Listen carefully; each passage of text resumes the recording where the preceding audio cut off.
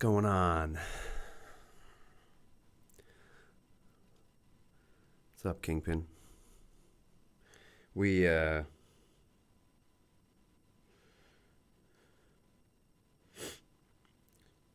to check the news before I get too far into everything. I got to know how dangerous my world is that we live in before I can really start to communicate with y'all. So, yeah, let me know. How dangerous is your world today? Last I checked, looking pretty broken. I don't know about y'all, but yeah. I hate reading the news. Just going to say it. Hate reading the news. For today's stream, we're going to do a couple different things. I want to talk about the studio a little bit. I've added a few different things today. One of them being the camera views. Let me actually see if I can. Yeah. So you can see there that I've got the second camera set up. And I've added the glorious Choco Taco Christmas themed Happy Holidays t-shirt. It doesn't say Christmas, it says Happy Holidays, but that's just cheap. Anyways, and I'll be adding other stuff to the cage as we go, and it'll change up as we go, just to encourage conversation, keep you thinking. And, I get you to look both ways before you cross the street, type of thing.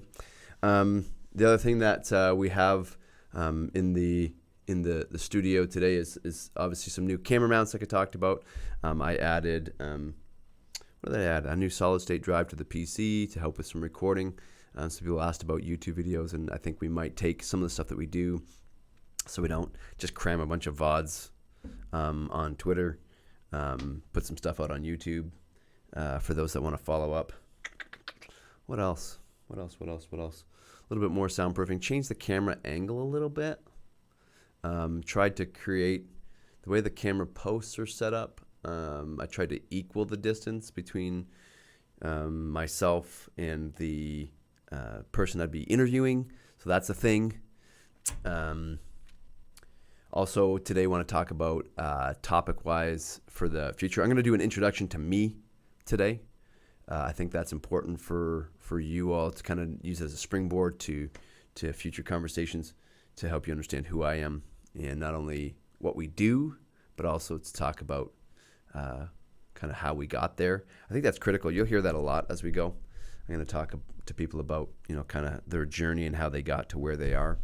I think that's a big part of the story. Kind of glimpses into their life, kind of big impact things that brought them from A to B, people that caused certain things to happen, whether good or bad in their mind's eye. The fact that it happened, and kind of leads to how we respond to those things and what we do next with them. So I will talk a little bit about that, but I would encourage you, as always, if you are here, to include yourself in chat, ask questions about what you hear, clarify things, challenge things. I am not afraid to be told no. I am not afraid to be told I'm wrong.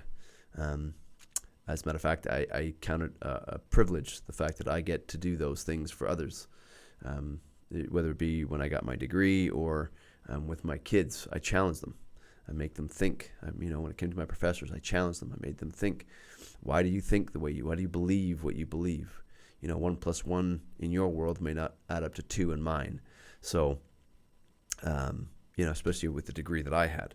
So I just want to leave that kind of out there and leave it to you guys to know that I'm not completely okay with just not being challenged. I want to be challenged. I want to know why I believe what I believe. I want to kind of explore, who it is and what it is that we do together. So let's go back to that. I just put a plus sign in chat. You're welcome. That's for you all. Just because I know you all wanted the plus sign in chat. You're welcome. You're welcome. All right. So who am I? I guess, one of the things you got to explore is, when you think about where you are currently, here I am in Jackson, Michigan. I didn't arrive here from birth. I wasn't born miraculously on one glorious Friday evening or whatever day it was. And my mom said to me, you know what? When you are 44, I want you to go and, run an organization in Jackson, Michigan. That's not quite what was said. It was very broken. Best way I can say it. And we made stuff up as we went along, constantly.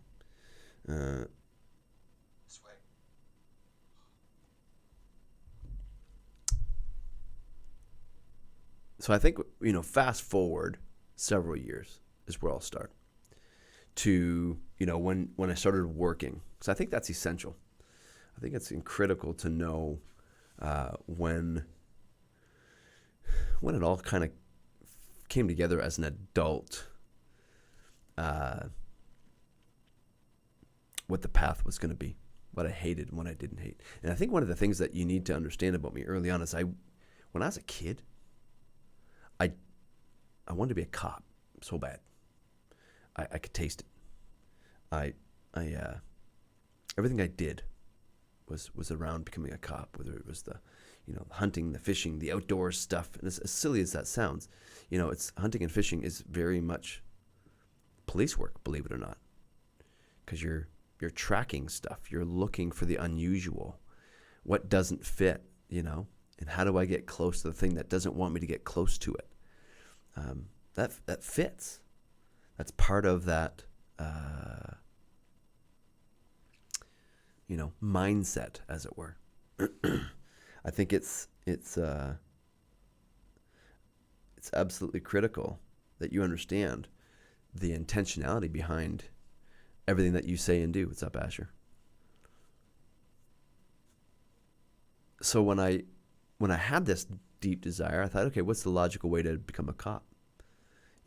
Yeah, you do your regular jobs. I worked in cornfields when I was a kid. I washed dishes like everybody else.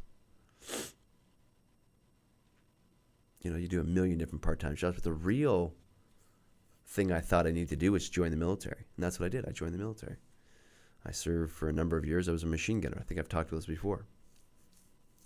The idea that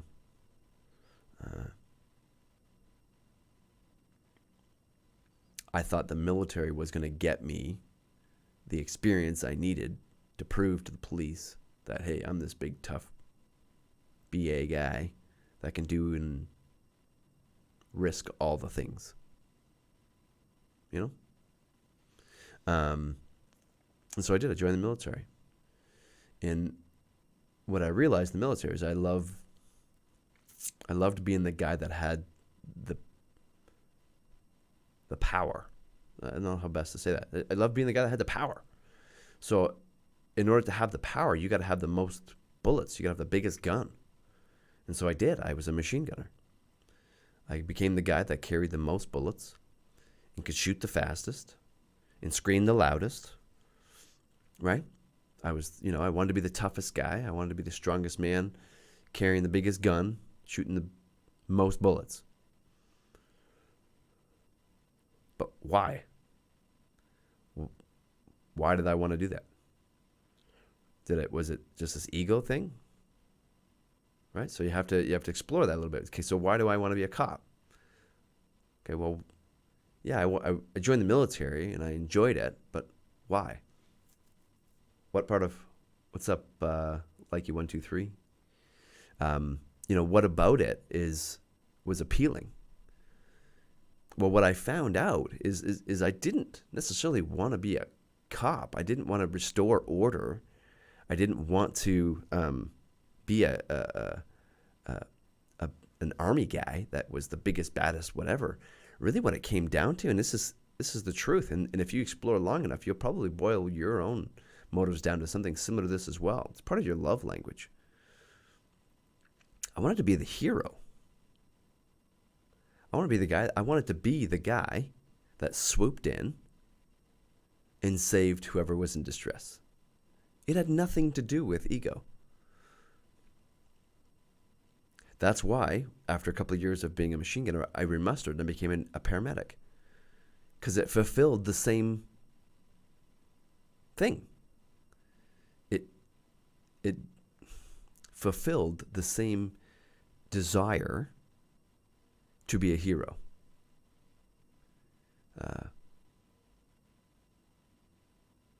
To have somebody in front of you that had an owie, right? I got a Bobo right here.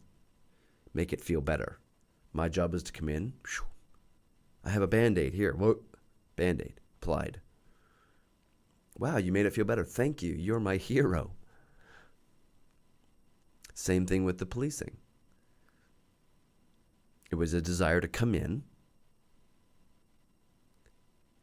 save the kitten from the tree, right? Give it back to the kid and go, oh, you saved my kitty. You're my hero.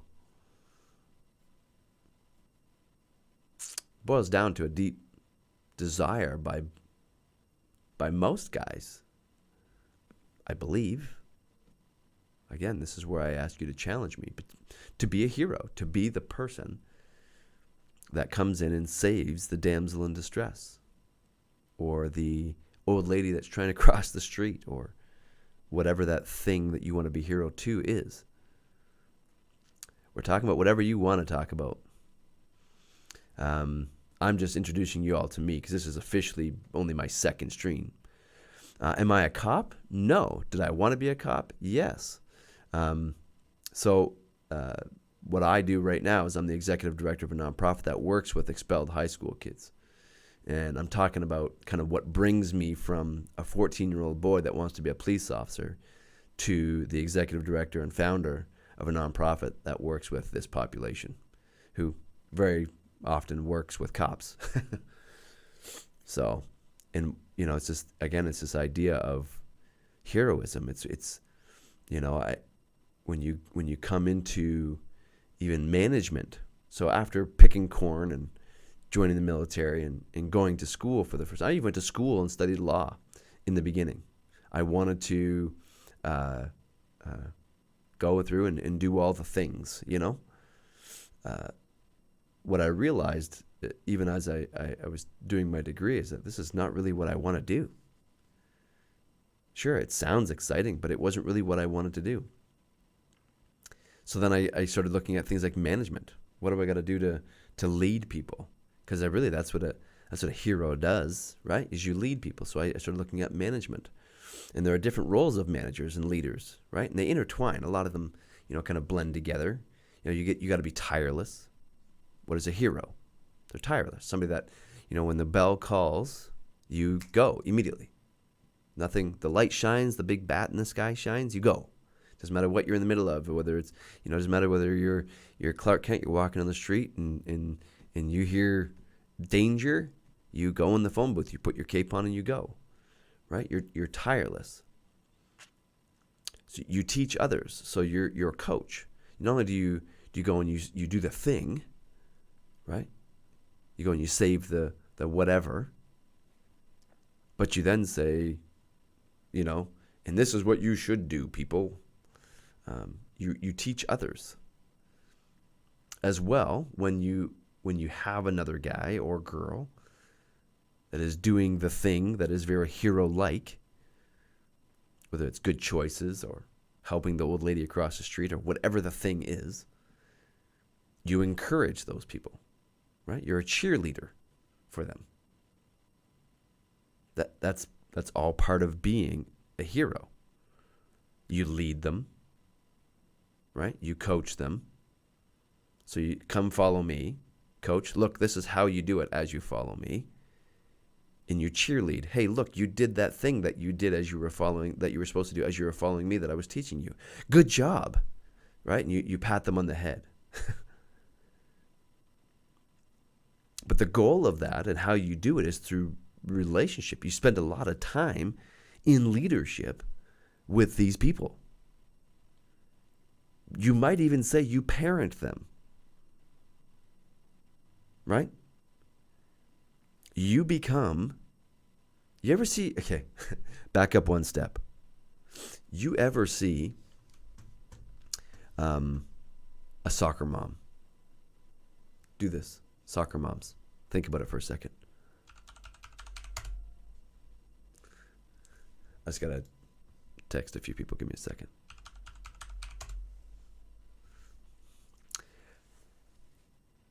Think about your 5, 6, 7-year-old son. Never played a lick of soccer in his life.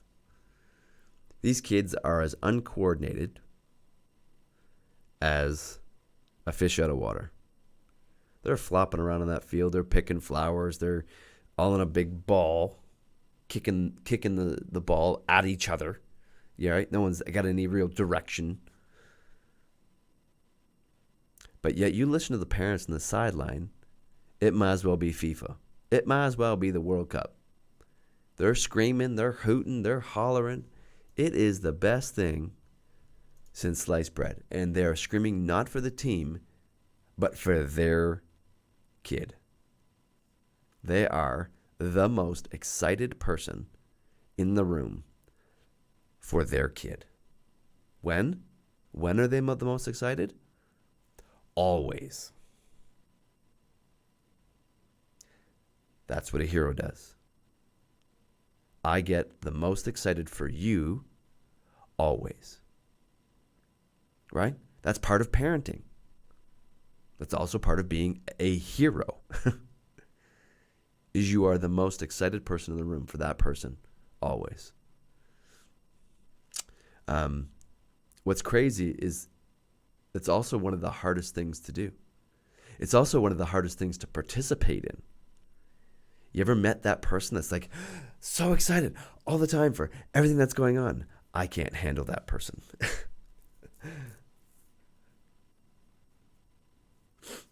I have to hire that person, but I can't handle that person. Students need that. They need that person that's always super interested in everything you have to say. That person that's like, wow, that is the neatest thing. You have 17 new Pokemon cards? Fantastic. Gee willikers. I can't do it. Do I do it? Absolutely. Do I put a brave face on? Absolutely. I could never do it full time. It needs to be something that you have to have a personality for. And my personality carries that only so far, unfortunately. Let's see what else. So you also need to be a tireless and meticulous planner as a hero. You ask, how the heck does a hero need to plan? Well, a hero puts people... I'm good at talking. Yeah, it's part of my job. As a hero, you have to be willing to surround yourself with people who are there to support you. You have to have somebody that can call you and tell you that something's going on the other side of town. Hey, we need your help over here. So what does that also make a hero? A salesperson. Why are we talking about heroes? Why? Why not? You don't want to talk about heroes? Don't you want to be a hero? We all want to be heroes. So let's talk about heroes. But really what it comes down to is I'm talking about how I got from here to there. And wanting to be a hero was how I did it. And what I realized is in the process of becoming a hero, I taught myself how to manage really well. I taught myself how to run a business really well. And I taught myself, most importantly, how to have relationships and how to build and establish healthy relationships extremely well. In that in itself, you kind of got to the punchline a little bit. That in itself is the exceptional part of being a hero. And I'll come back to that. Stick with me. The idea of making it a top priority, to getting back to the idea of planning ahead. As a hero, you plan ahead. You have to get that person on the other side of town that is available, that wants to call you when crap is going on. Say, hey, hero, we need your heroism over here. Because if you don't know it's broken over there, you are not going to go over there and fix what's broken. So that's the first part of networking. That's first part of as you plan.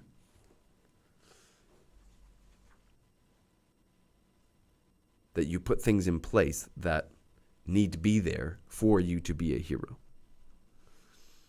So that brings into perspective, okay, so now I just asked somebody to help me. That's managing people. Oh, gee whiz, now it's going to get complicated because now I got to deal with you.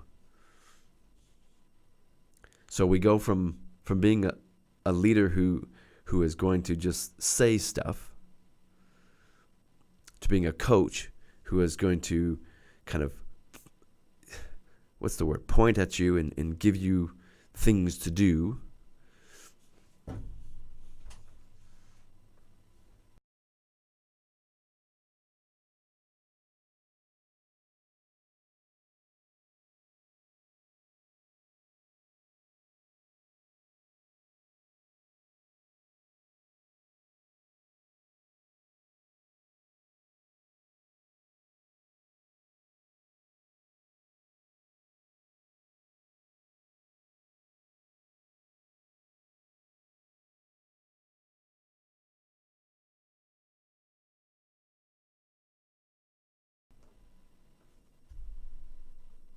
All right, one sec. Be right back.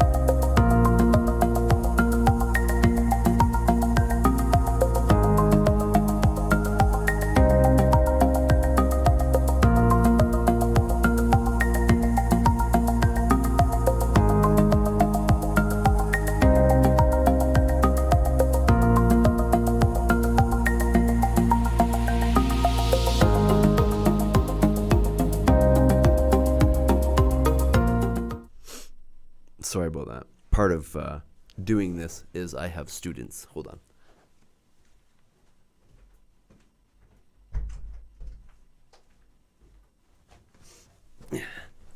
So, again, I run a nonprofit.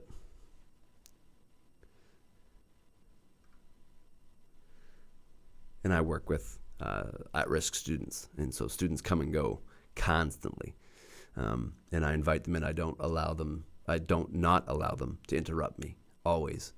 My day is available to them. That's part of being in this world, doing what we do, is allowing them to step in and to ask questions and to be a part of everything. Yeah. So you need to be available, always. And right now I need to be available. So I'm going to come back. I'm going to retry this again, I think, tomorrow. I got a student that needs me right now, so I've got to duck out. Maybe what I'll do is I'll bring this student on tomorrow to be part of the conversation. So thanks for stopping in, guys. I appreciate it. I got a young person in need.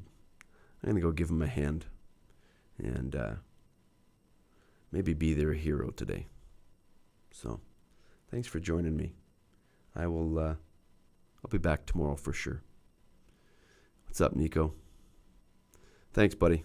I'm sorry that I couldn't stick around a bit longer, but I will do this again tomorrow and see if we can't kind of flesh out what just happened. Nothing bad. Just it's part of what we do, right? So thanks, guys. I'll see you guys all soon.